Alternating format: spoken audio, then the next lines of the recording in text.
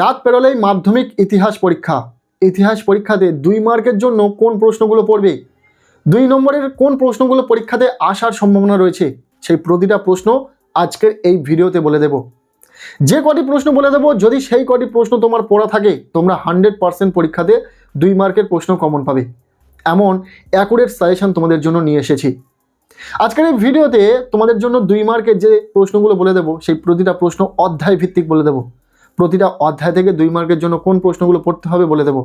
প্রথম অধ্যায়ে মাত্র 3টি প্রশ্ন বলা হয়েছে, দ্বিতীয় অধ্যায় থেকে একটু প্রশ্ন সংখ্যা বেশি, এবং তৃতীয় অধ্যায় থেকে শুরু করে অষ্টম অধ্যায় পর্যন্ত প্রতিটা অধ্যায় থেকে খুব বেশি হলে 6টি করে প্রশ্ন বলা হয়েছে। মাত্র 6টি করে প্রশ্ন 2 মার্কের জন্য তোমাদের প্রতিটা অধ্যায় থেকে খুব ভালো করে পড়ে রাখতে হবে। যে প্রশ্নগুলো পড়ে রাখলে তোমরা পরীক্ষাতে অবশ্যই 2 মার্কের প্রশ্ন কমন পাবে। পরীক্ষাতে মোট 16 থেকে 17টি প্রশ্ন থাকবে, তোমাদেরকে 11টি প্রশ্নের উত্তর লিখতে হবে। 22টা নম্বর রয়েছে। চলো প্রতিটা প্রশ্ন দেখে নাও, যে প্রশ্নগুলো আমরা এই ভিডিওতে বলে দেবো, প্রতিটা প্রশ্ন খুব ভালো করে পড়ে নেবে। মাধ্যমিক পরীক্ষাতে 2 মার্কের জন্য ঠিক কোন প্রশ্নগুলো পড়তে হবে, কোন প্রশ্নগুলো গুরুত্বপূর্ণ রয়েছে, সেই প্রতিটা সাজেস্টিভ প্রশ্ন দেখে নেওয়া যাক। প্রথম রয়েছে প্রথম অধ্যায় ইতিহাসের ধারণা। এই অধ্যায় থেকে 2 মার্কের প্রশ্নের জন্য ঠিক কোন প্রশ্নগুলো পড়তে হবে দেখে নাও। প্রথম প্রশ্ন, আঞ্চলিক ইতিহাস চর্চা গুরুত্বপূর্ণ কেন? ভীষণ ইম্পর্টেন্ট একটি প্রশ্ন, খুব ভালো করে পড়বে। এরপর দ্বিতীয় প্রশ্ন, নিম্নবর্গীয় ইতিহাস চর্চা বলতে কি বোঝো? এরপর 3 নম্বর প্রশ্ন, নতুন সামাজিক ইতিহাস বলতে কি বোঝো? এরপর 4 নম্বর প্রশ্ন, নীল বিদ্রোহে সোমপ্রকাশ পত্রিকার অবদান কী ছিল? ব্যাস, এই 4টি প্রশ্ন তোমরা ইতিহাসের ধারণা প্রথম অধ্যায় থেকে খুব ভালো করে পড়ে রাখো, তাহলে আশা রাখবো এখান থেকেই পরীক্ষাতে প্রশ্ন কমন পাবে। এরপর আমরা দেখে নেব পরবর্তী অধ্যায়, দ্বিতীয় অধ্যায়, সংস্কার বৈশিষ্ট্য ও পর্যালোচনা। এই অধ্যায় থেকে যে গুরুত্বপূর্ণ প্রশ্নগুলো দেখে রাখতে হবে। প্রথম প্রশ্ন, উডের নির্দেশনামাকে ভারতের শিক্ষা বিস্তারের ম্যাগনা কার্টা বলা হয় কেন? ইম্পর্টেন্ট প্রশ্ন। এরপর দ্বিতীয় প্রশ্ন, প্রাচ্য ও পাশ্চাত্যবাদী কাদের বলা হয়? একজন করে উদাহরণ দাও। এরপর 3 নম্বর প্রশ্ন, মেকলে মিনিট কি? 4 নম্বর প্রশ্ন, ভারতে পাশ্চাত্য শিক্ষা প্রসারে খ্রিস্টান মিশনারিদের প্রধান উদ্দেশ্য কী ছিল? এরপর 5 নম্বর প্রশ্ন, কবে কোন আইন দ্বারা সতীদাহ প্রথার অবসান হয়? এরপর 6 নম্বর প্রশ্ন, শ্রীরামপুর ত্রয়ী কাদের বলা হয়? এর শেষ প্রশ্ন, 3 আইন কি? 2 মার্কের জন্য এত কম প্রশ্ন পড়লে কিন্তু হবে না। এই 7টি প্রশ্নের পাশাপাশি আরও প্রশ্ন পড়তে হবে। 2 মার্কের প্রশ্ন একদম গুছিয়ে পড়তে হবে, একদম অধ্যায় ভিত্তিক। যে প্রশ্নগুলো ইম্পর্টেন্ট রয়েছে সেই প্রতিটা প্রশ্ন বলে দিচ্ছি। 8 নম্বর প্রশ্ন, ডিরোজিও স্মরণীয় কেন? ডিরোজিয়ান বা নব্যবঙ্গীয় কারা? সমাজ সংস্কারে তাদের ভূমিকা কী ছিল? এরপর 9 নম্বর প্রশ্ন, মধুসূদন গুপ্ত কে ছিলেন, কী কারণে স্মরণীয়? 10 নম্বর প্রশ্ন, কে কবে কেন ফোর্ট উইলিয়াম কলেজ প্রতিষ্ঠা করেন? এরপর 11 নম্বর প্রশ্ন, কাকে কেন দক্ষিণ ভারতের বিদ্যাসাগর বলা হয়? এরপর 12 নম্বর প্রশ্ন, ভারতবর্ষীয় ব্রাহ্ম সমাজ কেন বিভক্ত হয়? পরের প্রশ্ন, 19 শতকে ভারতের সমাজ সংস্কার আন্দোলনের উদ্দেশ্য কী ছিল? এরপর শেষ প্রশ্ন, কে কবে কী উদ্দেশ্যে আত্মীয় সভা অথবা ব্রহ্মসভা প্রতিষ্ঠা করেন? ব্যাস, এই 14টি প্রশ্ন তোমাদের 2 মার্কের প্রশ্নের জন্য দ্বিতীয় অধ্যায় থেকে খুব ভালো করে পড়ে রাখতে হবে। কম প্রশ্ন পড়লে কিন্তু কমন আসবে না পরীক্ষাতে, এই প্রশ্নগুলো পড়তেই হবে।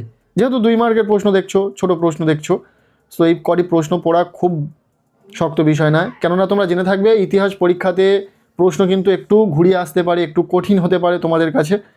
কাজে এই 2 মার্কের জন্য আমরা যে প্রশ্নগুলো বলে দেব, প্রতিটা প্রশ্ন খুব ভালো করে পড়বে। এরপর রয়েছে প্রশ্নপত্রের তৃতীয় অধ্যায়, প্রতিরোধ ও বিদ্রোহ বৈশিষ্ট্য ও বিশ্লেষণ। এই অধ্যায় থেকে যে গুরুত্বপূর্ণ 2 মার্কের প্রশ্নগুলো তোমরা পড়বে। প্রথম প্রশ্ন, ওয়াহাবি আন্দোলনের উদ্দেশ্য কী ছিল? দ্বিতীয় প্রশ্ন, তিতুমির স্মরণীয় কেন? 3 নম্বর প্রশ্ন, কেনারাম ও বেচারাম কি? এরপর 4 নম্বর প্রশ্ন, ব্রিটিশ সরকার কেন অরণ্য আইন প্রবর্তন করেন? 3 কাঠিয়া প্রথা কি, খুঁত কাঠি প্রথা কি, দাদন প্রথা কি? এই প্রতিটা প্রশ্ন খুবই ইম্পর্টেন্ট পরীক্ষার জন্য, খুব ভালো করে দেখে রাখবে। পরের প্রশ্ন, মুন্ডা বিদ্রোহের প্রধান লক্ষ্য কী ছিল? 9 নম্বর প্রশ্ন, দুদু মিয়া স্মরণীয় কেন?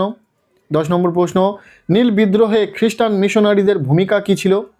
এই যে প্রশ্নগুলো দেখছো, প্রতিটা প্রশ্ন পরীক্ষার জন্য গুরুত্বপূর্ণ রয়েছে, খুব ভালো করে পড়বে। ব্যাস, এই 10টি প্রশ্ন তোমরা তৃতীয় অধ্যায় থেকে খুব ভালো করে দেখে রাখো। এর বাইরে প্রশ্ন আসার সম্ভাবনা নেই।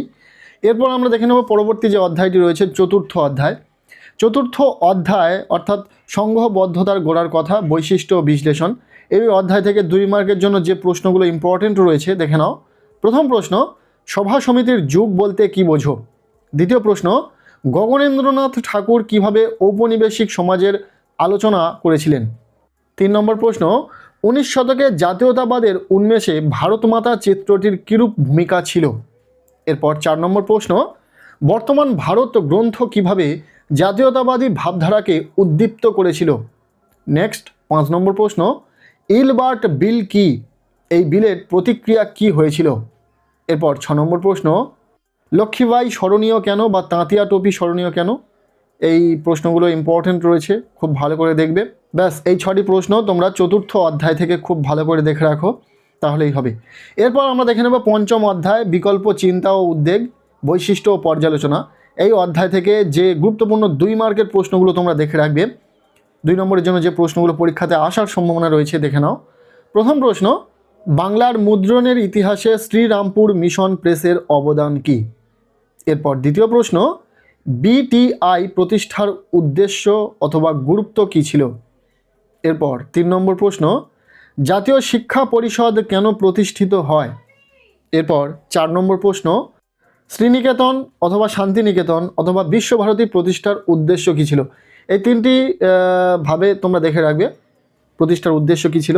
এরপর আমরা দেখে নেব 5 নম্বর প্রশ্ন, কে কবে ক্যালকাটা বুক সোসাইটি প্রতিষ্ঠা করেন? 6 নম্বর প্রশ্ন, পঞ্চানন কর্মকার উইলিয়াম কেরি কী কারণে স্মরণীয়? পঞ্চানন কর্মকার কেন স্মরণীয় এবং উইলিয়াম কেরি কেন স্মরণীয় আলাদা আলাদাভাবে দেখে রাখবে। ইতিহাস পরীক্ষাতে একটু কোশ্চেন টাফ হওয়ার সম্ভাবনা রয়েছে, তবে তোমরা অনেক প্রশ্ন না পড়ে শুধুমাত্র গুরুত্বপূর্ণ প্রশ্নগুলোর ওপর এই মুহূর্তে ধ্যান দাও, সেই প্রশ্নগুলো খুব ভালো করে পড়ে রাখো। এরপর আমরা দেখে নেব ষষ্ঠ অধ্যায় থেকে যে গুরুত্বপূর্ণ প্রশ্নগুলি রয়েছে, যে প্রশ্নগুলি পরীক্ষাতে আসার সম্ভাবনা রয়েছে, সেই প্রতিটা প্রশ্ন। প্রথম প্রশ্ন, তাম্রলিপ্ত জাতীয় সরকার কি কি উদ্যোগ গ্রহণ করেছিল? দ্বিতীয় প্রশ্ন, ওয়ার্কার্স অ্যান্ড প্রেজেন্ট পার্টির উদ্দেশ্য কী ছিল? 3 নম্বর প্রশ্ন, সারা ভারত কৃষাণ সভার প্রথম সভাপতি ও সম্পাদক কারা ছিলেন? এরপর 4 নম্বর প্রশ্ন, বারদৌলি সত্যাগ্রহ কি? নেক্সট 5 নম্বর প্রশ্ন, কালীপরাজ ও উজালিপরাজ কারা? এরপর 6 নম্বর প্রশ্ন, একা আন্দোলন কি, কেন শুরু হয়? ষষ্ঠ অধ্যায় থেকে এই 6টি প্রশ্ন খুব ভালো করে পড়ে রাখো 2 মার্কের প্রশ্নের জন্য। আমরা অনেক প্রশ্ন বলে দিচ্ছি না, যেহেতু পরীক্ষার একদম শেষ মুহূর্তে এসে তোমরা এই ভিডিওটি দেখছো, তো এই মুহূর্তে যদি আমরা অনেক প্রশ্ন বলে দিই সেটা তোমাদের পক্ষে পড়া কখনোই সম্ভব হবে না। তাই শুধুমাত্র সাজেস্টিভ প্রশ্নগুলোই শুধুমাত্র শেয়ার করছি। আর প্রতিটা অধ্যায় থেকে এত কম প্রশ্ন কখনোই বলা উচিত নয়, তারপরেও আমাদের বলতে হচ্ছে এই কারণে যে পরীক্ষার আগের মুহূর্তে যাদের প্রস্তুতি সেইভাবে নেই তারা অবশ্যই এই ভিডিওটি দেখুক এবং ভিডিওতে বলা প্রতিটা প্রশ্ন অন্তত পড়ে রাখুক, তাহলে অন্ততপক্ষে পরীক্ষাতে অনেক ভালো একটা রেজাল্ট করতে পারবে। আমরা খুব বেশি প্রশ্ন বলছি না, প্রতিটা অধ্যায় থেকে খুব বেশি হলে 5-6টি করে প্রশ্ন বলে দিচ্ছি, শুধুমাত্র দ্বিতীয় অধ্যায় থেকে একটু প্রশ্ন সংখ্যা বেশি রয়েছে, ব্যাস এইটুকুই। এরপর আমরা পরবর্তী যে অধ্যায়, সপ্তম অধ্যায়, এই অধ্যায় থেকে যে গুরুত্বপূর্ণ 2 মার্কের প্রশ্নগুলো তোমাদেরকে পড়তে হবে দেখে নাও। প্রথম প্রশ্ন, অনুশীলন সমিতি প্রতিষ্ঠার উদ্দেশ্য কী ছিল? ইম্পর্টেন্ট প্রশ্ন।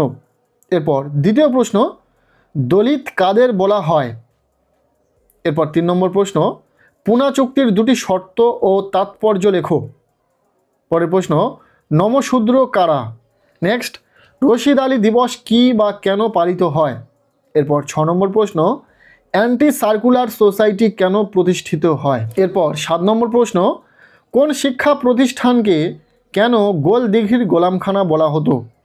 8 নম্বর প্রশ্ন, মাতঙ্গিনী হাজরা, বীণা দাস, লীলা নাগ, ভগৎ সিং, সূর্য সেন, জ্যোতিবা ফুলে, প্রীতিলতা ওয়েদ্দেদার, সাভারকর কী কারণে স্মরণীয়? এই সমস্ত ব্যক্তিগণ কেন স্মরণীয় সেটা তোমাদেরকে অবশ্যই দেখে রাখতে হবে, এই প্রতিটা প্রশ্ন হিসেবে আলাদাভাবে দেখে রাখবে। এরপর 9 নম্বর প্রশ্ন অর্থাৎ শেষ প্রশ্ন, সাম্প্রদায়িক বাঁটোয়ারা নীতি কী?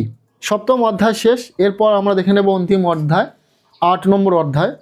এই অষ্টম অধ্যায় থেকে পরীক্ষাতে যে প্রশ্নগুলো আসার সম্ভাবনা রয়েছে, যে প্রশ্নগুলো পড়া থাকলেই তোমরা 100% পরীক্ষাতে প্রশ্ন কমন পাবে, সেই আমরা প্রতিটা প্রশ্ন দেখে নেব। প্রথম প্রশ্ন, দেশীয় রাজ্যগুলির ভারত ভক্তি আন্দোলন বলতে কি বোঝায়? দ্বিতীয় প্রশ্ন, কোন সময়কে কেন পুনর্বাসনের যুগ বলা হয়? 3 নম্বর প্রশ্ন, উদ্বাস্তু কাদের বলা হয়? পত্তি শ্রীরামালু স্মরণীয় কেন? 1950 খ্রিস্টাব্দে কেন নেহেরু লিয়াকত চুক্তি স্বাক্ষরিত হয়? এরপর 6 নম্বর প্রশ্ন, দেশীয় রাজ্যগুলির ভারত ভক্তির ফল কি হয়েছিল? অষ্টম অধ্যায় থেকে এই 6টি প্রশ্ন খুব ভালো করে পড়বে। ব্যাস, ইতিহাস বিষয়ে এই ছিল 2 মার্কের প্রশ্নের একটা কমপ্লিট সাজেশন। ভিডিওতে বলা প্রতিটা সাজেস্টিভ প্রশ্ন খুব ভালো করে পড়বে, প্রতিটা প্রশ্ন পরীক্ষাতে আসার সম্ভাবনা রয়েছে। আর ইতিমধ্যে আমরা ইতিহাস বিষয়ে 4 মার্কের প্রশ্নের সাজেশন, এমসিকিউ টাইপ প্রশ্নের সাজেশন, এসএকিউ টাইপ প্রশ্নের সাজেশন, পাশাপাশি 8 মার্কের বড় প্রশ্নের সাজেশন শেয়ার করেছি। অবশ্যই সেই ভিডিওগুলি দেখে নেবে। ভিডিওগুলির লিঙ্ক আমি এই ভিডিওর ডেসক্রিপশনে দিয়ে রাখবো, অথবা তোমরা চ্যানেলে ভিজিট করেও দেখে নিতে পারো। আজকের এই ভিডিওটি তোমাদের কেমন লাগলো অবশ্যই কমেন্ট সেকশনে জানিও। ভিডিওটি ভালো লেগে থাকলে লাইক করে দাও, আর চ্যানেলে নতুন হলে চ্যানেলটিকে সাবস্ক্রাইব করে রাখো। দেখা হচ্ছে নেক্সট কোনো ভিডিওতে, ততক্ষণের জন্য টেক কেয়ার, বাই।